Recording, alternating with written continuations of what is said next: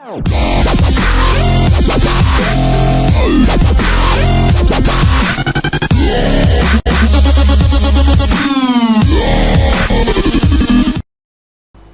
is going on, guys, and welcome to Flat Tutorials, and this is the AI series. And in this episode, what we're gonna do is in this series, let's say I will try to assemble my car. I will try to basically set up my AI vehicle, and also we're gonna provide it steer angle according to the path. Okay.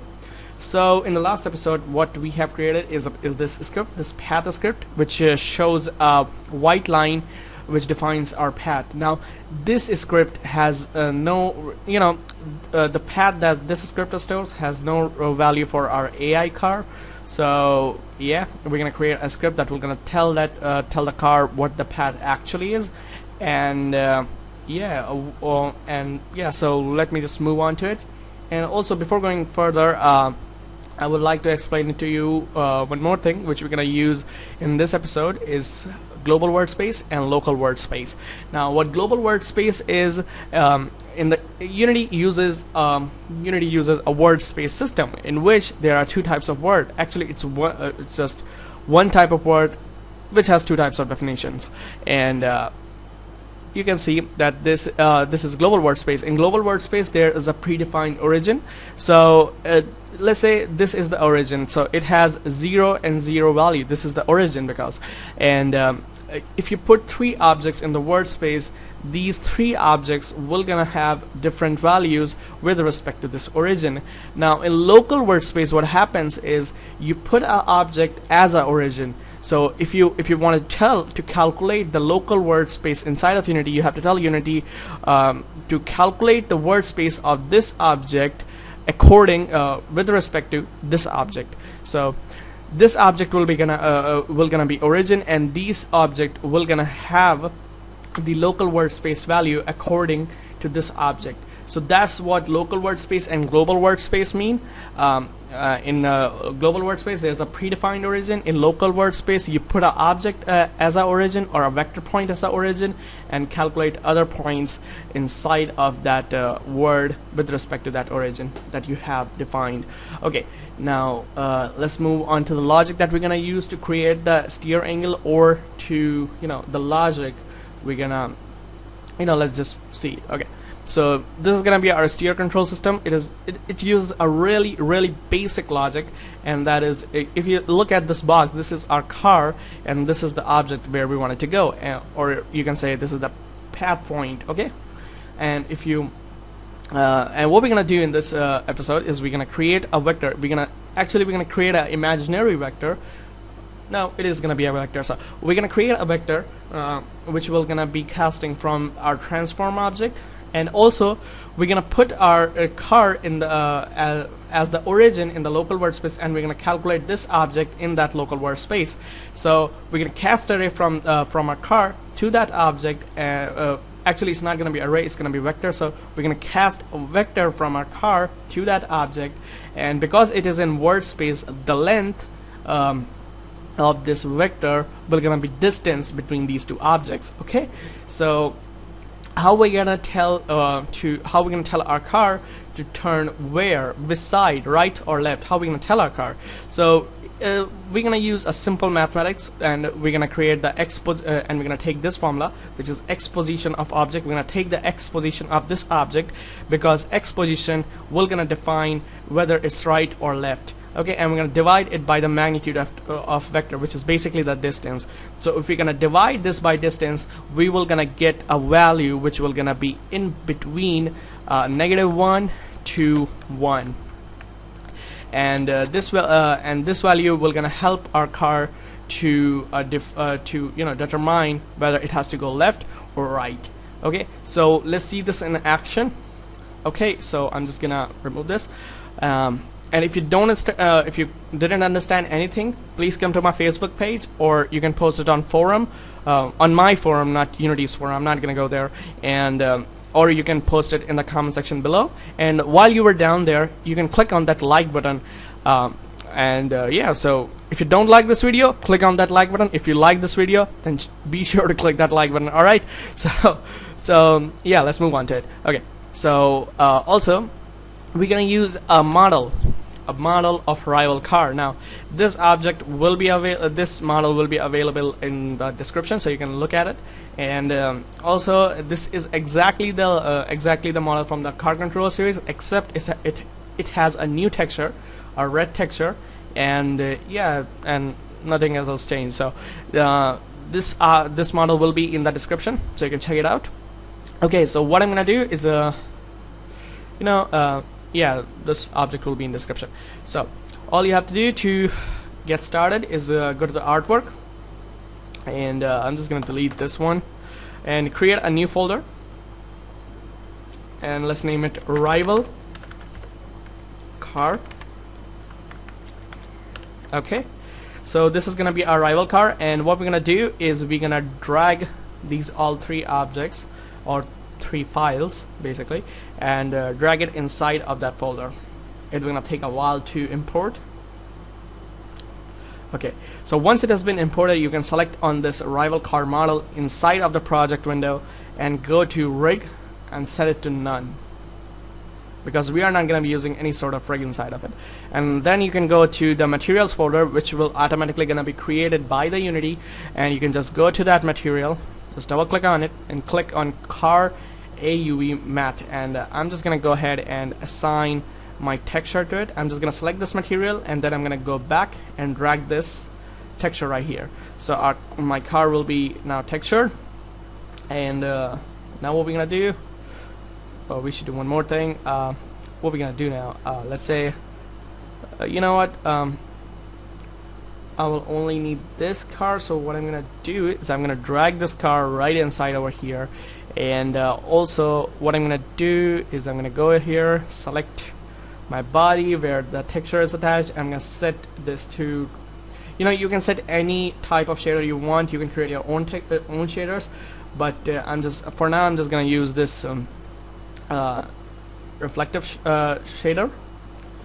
And if you don't know how to create this cube map, you can check out my car control series videos, the first ones, where I've showed how to create this cube map. Now let's say it's take it above the ground, and as you can see, we don't have our wheels texture, so I'm just gonna delete all the three wheels except for one, because I need one wheel. And once all these wheels are deleted, what I'm gonna do is I'm just gonna select one wheel, and then I'm gonna select the texture for it. So I'm just gonna drag this wheel texture right here, and there you go, there we have our texture. Now I also have this thing, idle backlight, that I have created in my car controller series. So there we go, there we have our textures ready, our car is ready, and now let's move on. Okay, so now what we have to do is to click on this rival car, and double click on this rival car. Once you have been zoomed in or zoomed out, you don't have to touch anything. Now don't touch anything, this you should keep in mind, and click on game object and create empty. Now if you have unfixed pivot, you can do this, you can try this method to fix your pivot and make sure that your car is pointing in the forward direction. Then only then this process will work. Okay, so this object is in the center of this car. So what I'm gonna do is I'm gonna rename this object as my rival car, because this is gonna be my real rival car where all the script is gonna be attached. So I'm just gonna drag this rival car over here, and now my pivot is fixed. If it I know it was fixed earlier. So what I'm gonna do now is I'm just gonna select my wheel model and double click on it. Now once I am zoomed in, I'm not gonna touch anything. I'm just gonna go ahead and create an empty game object. Now this game object is already in the center of it. Now if you look at the wheel model, you can see that this pivot is not fixed. It is in the center and the wheel is right here. So this is a huge problem that people are facing, and they keep on blaming me that it is my fault. This is not my fault, this is the modeler's fault, and yeah, I'm the modeler. So now we're gonna click on this game object and rename it to wheel FL, which will gonna basically mean wheel front left, and we're gonna drag it inside of the rival car. We're gonna drag the rival model inside of this FL, and now we have a fixed pivot. Okay, now what we're gonna do is we're gonna duplicate this thing. We're gonna control, and be sure to duplicate. You can press Control D, or you can right click and duplicate, but I'm gonna use Control D. So there we go, there we have our model, and we're gonna put it right here, and we're gonna name it to wheel F, wheel FL to RL. This is rear left wheel, and these are just models, not wheel colliders. We are not doing any sort of wheel colliders right now. So now what we're gonna do is we can duplicate these two wheels, but we are not going to do that. What we're gonna do is we're gonna select one of the wheel models and duplicate the model, the mesh of that, and take it outside. And once you have been taking it outside, I'm gonna rotate it to 180 degree. If you are using my model, you can try this. You can click on this rotation and rotate it to 180 degrees, and there you go. There you can see that it is rotated in a very, I don't know, awesome way. Okay, so now you can double click on it. Once you have been zoomed in, click on game objects, create empty, and rename it to wheel RR, rear right, and I'm just gonna drag this wheel to wheel RR, then I'm gonna drag this to rival car, and there you go. There it is, and it is fixed. It have a fixed pivot right now. So I'm just gonna go to orthographic viewport to fix it, and if you go to your RL and copy this Z value, you can actually paste it right here just to be quick, and you can see that it is placed very effectively, and you can see that it is perfect. And now what we wanted to do is we're gonna duplicate this wheel RR wheel. Sorry, what just happened? I don't know. Duplicate, I don't know what I've done, and rename it to FR, which is gonna be front right. Now I'm just gonna copy, I'm just gonna go to select FL, and I'm gonna copy the Z position of it, and I'm gonna paste it on FR. There you go. We have our wheels in the perfect positions. Now once we have done this, we have to do one more thing, and that is double click on your rival car, go to game objects, create empty, and create one more empty game objects. Now these two empty game objects are really important. Rename first empty object as wheel transforms, and rename other one as wheel colliders. Wheel colliders, and drag both of these inside of your rival car, and select all these wheel transforms that we have just created and drag it inside of the wheel transforms, and select the wheel collider one. What you have to do now is go to the wheel transforms and select everything which is inside of it and duplicate it, and then drag every duplicated thing inside of this wheel collider. Now everything is selected right here, so I'm just gonna expand everything, and I'm gonna delete every and each of these models, because I don't really want two models in one model, two meshes in one model. So now I have these empty game objects. Now what I'm gonna do with these empty game objects, what I'm gonna do is I'm just gonna go ahead and create a wheel collider and attach it to everyone. Now if you're using older version of Unity, what you have to do is to go components, physics, and add a wheel collider. Okay, now what you have to do is to set the radius of these objects. Now set the radius as close as you can to the meshes, so I'm just gonna set it to 0.39. That's cool, I guess. And yeah, so that's pretty much it. And now what you have to do is go to your car AUE, this is the model, and go components, physics. If you are using older version of Unity, click on mesh collider. Now click on smooth sphere collision and click on convex. Now this will gonna create a nice collider for our car, and yeah, that's pretty much it. Okay, now what else we have to do? Let's see. Yeah, we have to attach a rigid body to it. Now go to your main rival car object, game object, and add a rigid body to it. Now if you're using older version of Unity, you know what you have to do. Go to components, physics, and add a rigid body. Now I'm going to set the mass to 1500 and interpolation to interpolate, and it's not going to be kinematic, and drag to 0.1 because I do really want some drag. And yeah, that's pretty much it. Now what you have to do is the real part. This is the real part. Okay, so what you have to do is to go to your scripts, AI scripts, and create a new script, let's say JavaScript, and name it AI car script. Okay, and open it up inside of MonoDevelop. Oh my god, I should have opened it earlier. Okay, so there we go. There we have our MonoDevelop. So what you have to do first is remove this pragma struct thing, because this will gonna give us some errors that we don't want.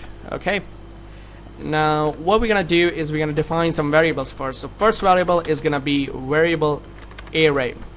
Sorry, it's gonna be path, and it is gonna be an of type array. And what we're gonna do next is we're gonna create a variable which is gonna be path, let's say group, and I'll tell you what each of these means in a second. Just wait. And I'm gonna take it as transform, and I'm gonna go for variable, and I'm gonna go for max steer, and I'm gonna set it to, let's say, a float. I'm gonna set it to 15.0. And what else we can do? We can, let's say, create two more variables. Wheel fl, and is gonna be of type wheel collider, and also we're gonna have one more variable of wheel fr, front right wheel. And I guess that's it. That's all you need. And now what you have to do is to go inside of Unity. Once everything is compiled, drag the AI car script onto the rival car script, and there you go. There you have your rival car script. Now in the last episode we have created this really weird looking path, and we're gonna add this path to path group variable right here. Okay, once the path group is added, you can go for wheel colliders, and go to wheel collider and select front left wheel, because this is gonna be my steer wheel, and FR, and drag both of these two over here. Now what you have to do next is create a function that will gonna store the path inside of this array. Now you don't really have to do much work, so I'm just gonna go ahead to my script, and what you can do over here is you can create a new function which will gonna return the path to that object, to this script over here, and you can receive that path and set it equals to path. But I'm not gonna do that. I'm just gonna go for I'm just gonna copy paste some of the stuff. I'm just gonna copy this whole line of code, and I'm gonna paste. First thing first is I'm just gonna go ahead and create get path, and I'm just gonna create a new function get path, get path, and we're gonna paste it. Okay, so path. So what you have to change it over here is change this transform to path group, and change let's say change this transform to path group. Okay, so I wanted to make sure that it is working. Now because I have named the path in my car script, it will automatically gonna save it, so I don't really have to change it. Now let's test it if it's working or not. So I'm just gonna go for debug.log, and I'm gonna go for it, and I'm gonna go for path.length. Let's see if it is working. It's gonna take a while, and let's see.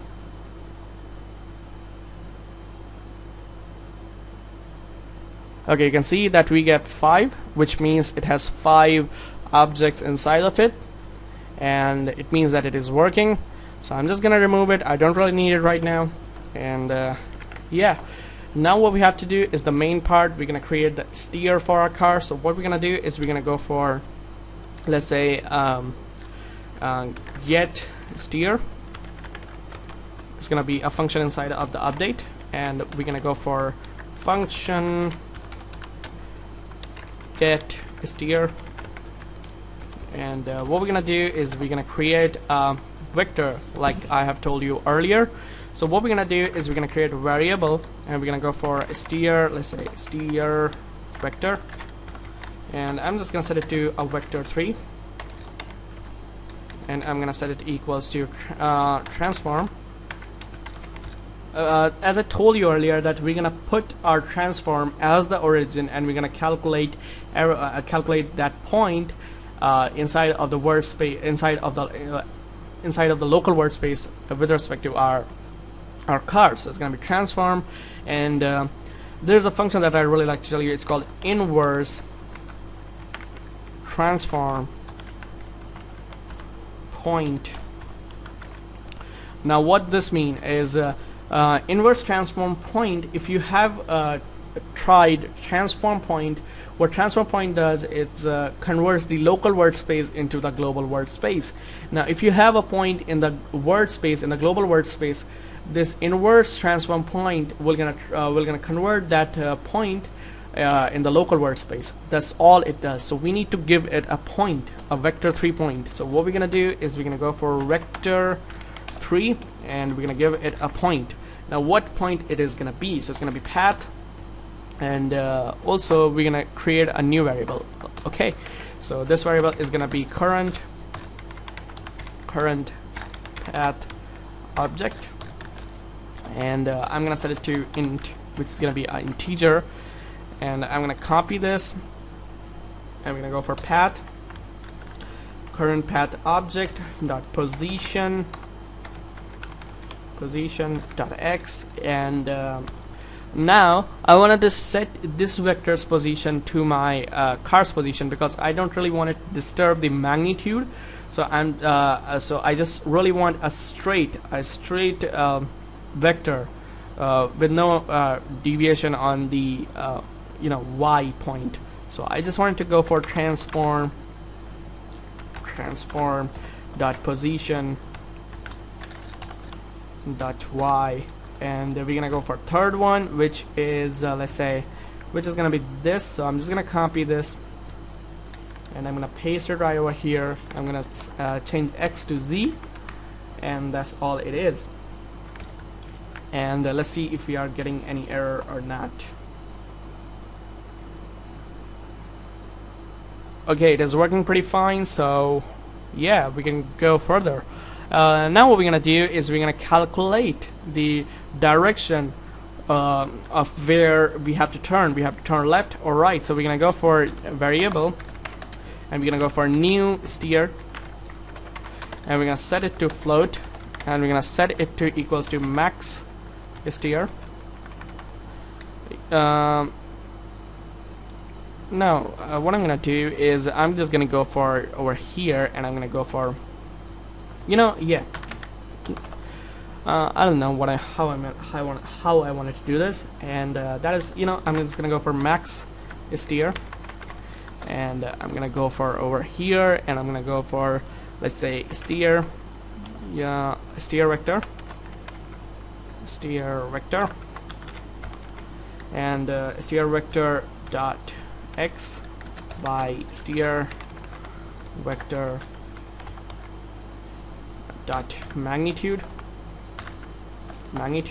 We're gonna end this statement, and I'm just gonna multiply this to this, and this will gonna give us a value in between -1 to 1, which will gonna define whether we have to turn left or right. And now what we have to do is we're gonna go for variable. I'm just gonna go for wheel fl dot steer angle is equals to new steer, and we're gonna go for wheel fr dot steer angle is equals to new steer. That's all we have to do. Now we're gonna minimize this, and let's see if it is compiled or not. Okay, so it is compiled. Now let's test it if it is gonna work or not. Okay, so I'm just gonna go for my scene, and once I'm here I can check if it is working or not. So what I can do is I'm gonna select all these wheels. As you can see, these wheels are turned. Let me go for orthographic viewport so that you can see it clear. Now you can see I'm just gonna go for it, and you can see that keep your eye on these lines. These are the wheel colliders. So yeah, I'm just gonna go for it. I'm gonna go for it, and you can see that it is turning in the direction we want it. Okay, so how it is happening, let me show you real quick, and that would be it. So I'm just gonna go for variable direction. So I'm just gonna go for direction, and I'm gonna go for float. This is just a test variable. You don't really have to create it. You can end your scripting right now, and what you have to do is copy this, and I'm just gonna show you. This is for demonstration purpose, nothing else. And I'm gonna go for direction is equals to this, and now if you go over here, you can see what is actually going on. Okay, now you can see that it is in a negative value, but as I go over here and as I go further this point, you can see that it is turned into a positive value, which defines that it has to that the car has to go right. Okay, now you can easily understand it by drawing some diagrams, and you can understand it real quick. It is really easy concept, nothing difficult. And you can ask any questions if you want to ask. You can just go onto my Facebook page and post it there, and I'll get back to you as soon as possible. And one more thing, guys, do not message me. I hate that, because everyone is messaging me, and because you have messaged me questions, no one else can see your questions, and that won't help anyone. And yeah, so this is kind of a really serious problem. Don't do this. And sometimes I won't be able to answer you real quick because I might be busy in some of the stuff, because I also have my own life. So yeah, so whatever you wanted to do, you have any problem, post it in the comments, post it in the Facebook, post it on my website forum, and that's pretty much it. And while you are down there in the comment section, you can click on that like button, and there is also called a red colored button which is called subscribe. You can try clicking on that, because you will get notified whenever I upload any video if you want to. And yeah, guys, so that's pretty much it. And if you have any suggestion for any other tutorial, you can go onto my Facebook page and post it there, and I'll catch you guys later in my next episode. Till then, goodbye, and all the links are in the description if you wanted to check them out. Alright, goodbye now. Oh.